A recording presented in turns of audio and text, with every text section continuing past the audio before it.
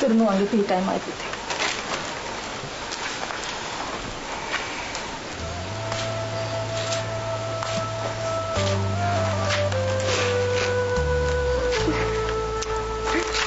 මඩන්න එපා මෝඩි. තාත්තට කිව්වද පුතේ?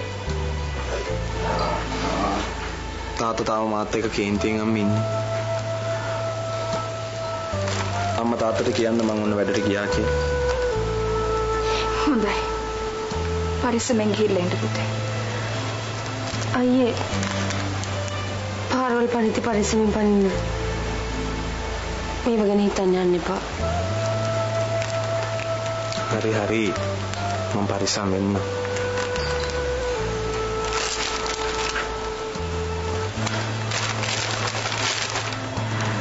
අම්මේ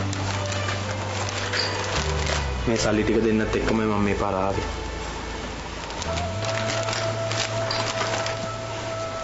යන්න.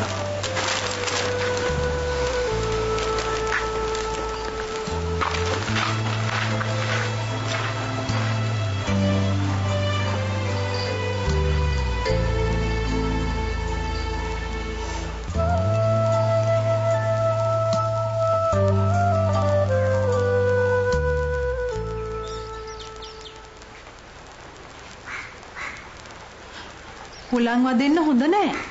යමු ඇතුළට. දැන් කමක් නෑ කමලා.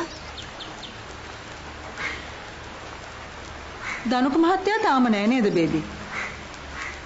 ඒකනේ නම් මාත් මේ බලන් ඉන්නේ ආයනකම්.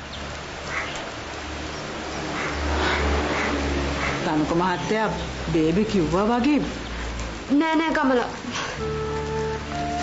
දනුකේ වගේ වැඩක් නම් කරගන්න එකක් නෑ. ඒක නම් ඇත්ත. ඉගෙන ගත්ත මිනිස්සෙක් නේ. අනිත් එක බේබි කිරිබත් කෑල්ලක් බෙදුවේ නැහැ කියලා දනුක මහත්තයා ඔච්චර හිතාමාරු කරගන්න ඕනේ නැහැනේ නේද? මම යන්නම් බේබි. දනුක මහත්තයා දැන් එයි.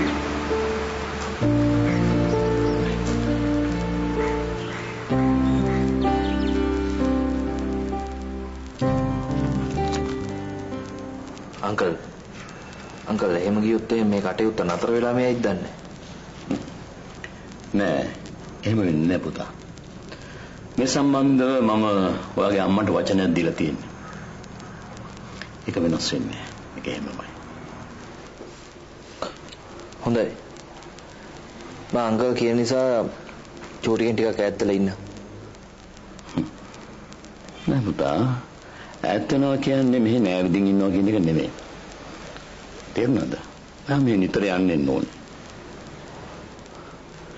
මට තේරුණේ නෑ අංකල්. වෙනදා වගේම ඔයා මෙහි යන්නේ ඕනේ. හැබැයි වෙනදාට වඩා සංසලාගේ හිත දිනා ගන්න පිළිවෙලට හැසිරෙන්න ඕනේ. තේරුණාද? මට තේරුණා. බොහොම හොඳයි.